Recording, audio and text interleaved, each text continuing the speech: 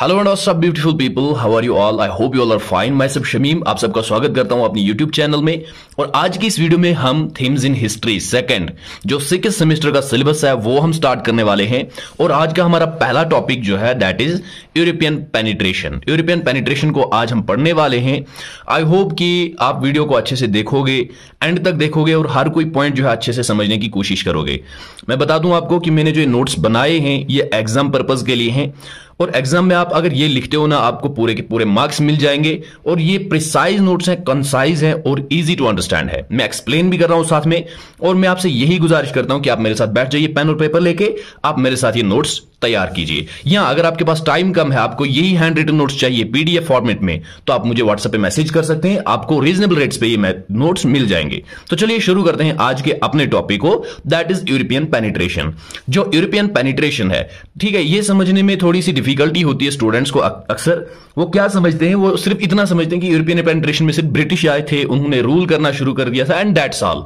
No, European penetration में कुछ European countries India में आई हैं, उनका पेनिट्रेशन होता है, कैसे होता है, और फिर ब्रिटिश रूल कैसे यहां पे आ जाता है। फिर फाउंडेशन ऑफ ब्रिटिश रूल हम आगे पढ़ने वाले हैं, वो हम अलग टॉपिक में पढ़ेंगे। फिलहाल हम यूरोपियन पेनिट्रेशन देखेंगे इंडिया के अंदर कैसे होता है। ठीक है, यूरोपियन पेनिट्रेशन इंडिया के अंदर होता है और कैसे होता है वो हम देखते हैं। तो चलिए शुरू करते हैं।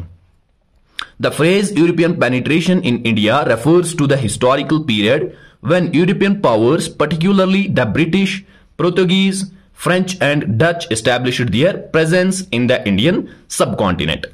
ये जो phrase European penetration in India आप देख रहे हो, इसका मतलब ये एक हिस्टोरिकल पीरियड है, ये एक टाइम पीरियड है जिस टाइम पीरियड में यूरोपियन पावर्स, खासकर जिनमें ब्रिटिश आ जाता है, पोर्तुगीज आ जाता है, फ्रेंच एंड डच, ये अपनी प्रेजेंस जो है इंडियन सब कॉन्टिनेंट में दिखाते हैं। ये इंडिया के अंदर प्रेजेंट हो जाते हैं, ये उस टाइम पीरियड को कहते हैं। ठीक है, यूरोपियन पेनिट्रेशन इन इंडिया ये वो एक टाइम पीरियड है, सिंपली याद रख लेना है, जिस टाइम पीरियड में पर्टिकुलरली ये वाली कंट्रीज यूरोप की इंडिया के अंदर प्रेजेंट हो जाती हैं, इंडियन सब कॉन्टिनेंट के। चलिए मैं आगे इसको पहले एडजस्ट कर लेता हूं। Okay, this period began in the 15th century with the arrival of European traders and explorers and continued through the colonial era. और ये पीरियड 15th सेंचुरी में स्टार्ट होता है, जिसमें कुछ यूरोपियन ट्रेडर्स पहले या एक्सप्लोरर्स, एक्सप्लोर करने वाले यहां आते हैं इंडियन सब कॉन्टिनेंट में, और फिर वो कंटिन्यू करते हैं यहां आना जाना थ्रू द कॉलोनियल एरा, अपना राज यहां पे जमा लेते हैं और फिर कंटिन्यूअसली रूल करना शुरू कर देते हैं। तो सबसे पहले हम देखते हैं पोर्तुगीज के बारे में, ये कौन थे, ठीक है, कैसे आए थे। Portuguese were the first Europeans to establish presence in India when Vasco da Gama reached the Indian coast in 1498। ये जो मैंने हाईलाइट करके लिखे हैं ये इंपॉर्टेंट है, याद रख लेना। आप किसी भी बड़े एग्जाम में पूछे जाते हैं, ये सिर्फ आपका यहां पे एग्जाम ही नहीं है 6th सेमेस्टर का, तो बस आप इसके लिए पढ़ोगे। जो आपके लिए इंपॉर्टेंट है वो आपको आगे भी काम आने वाला है। ठीक है, तो पोर्तुगीज जो है, देखो कितना इंपॉर्टेंट और कितना प्यारा सा पॉइंट है।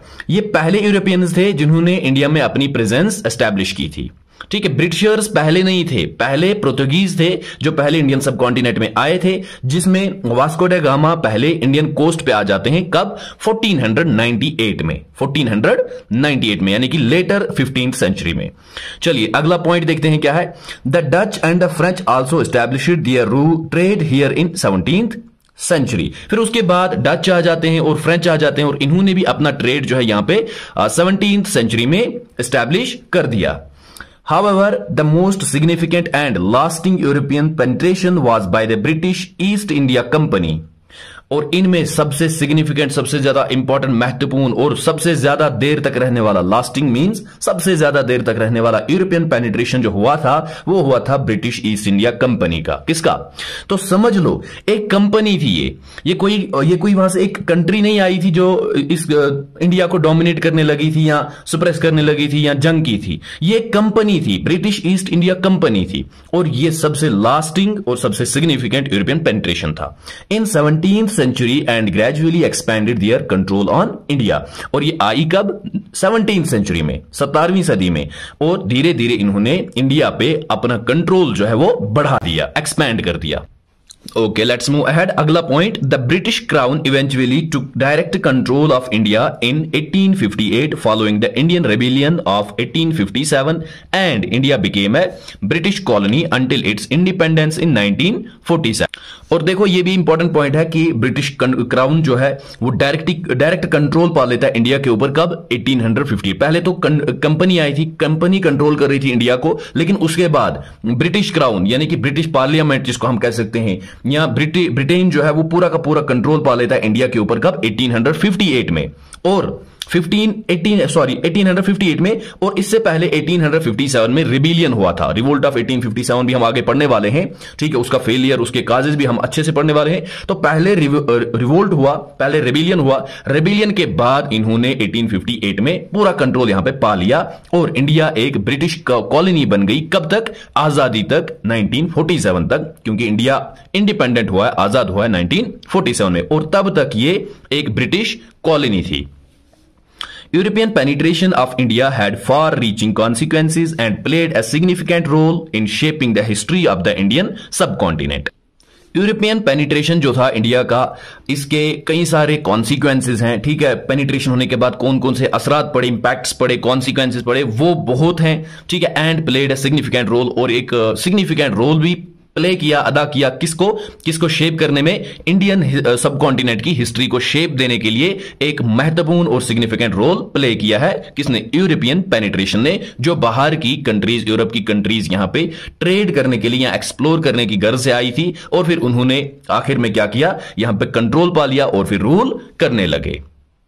चलिए जी, ये थे कुछ इंपॉर्टेंट पॉइंट्स इंट्रोडक्शन के। अब हम हमारा अगला जो इसी में पोर्शन है, दैट इज कुछ इंपॉर्टेंट डिटेल्स हैं ब्रिटिश ईस्ट इंडिया कंपनी की, और उसके बाद हम देखेंगे इसके इंपैक्ट्स क्या पड़े, वो हम कल की वीडियो में अच्छे से पढ़ने वाले हैं, ठीक है। आज के लिए इतना ही। अगर आपको ये नोट्स अच्छे लगे हो तो वीडियो को लाइक कीजिएगा, हमें सपोर्ट दीजिएगा, चैनल को सब्सक्राइब कीजिए। इस चैनल को बहुत आपकी जरूरत है, क्योंकि जब आप हमें सपोर्ट करते हैं तो हम मोटिवेट होते हैं, हमें एक कॉन्फिडेंस मिलता है, और हम आपके लिए चीजें जो है बेहतर करने की कोशिश करते हैं। ओके, मिलते हैं अगली वीडियो में, और इस टॉपिक को अगले वीडियो में हम पूरी तरह से खत्म करने वाले हैं, फिर हम दूसरे टॉपिक पे जाने वाले हैं, और तब तक के लिए अल्लाह हाफिज।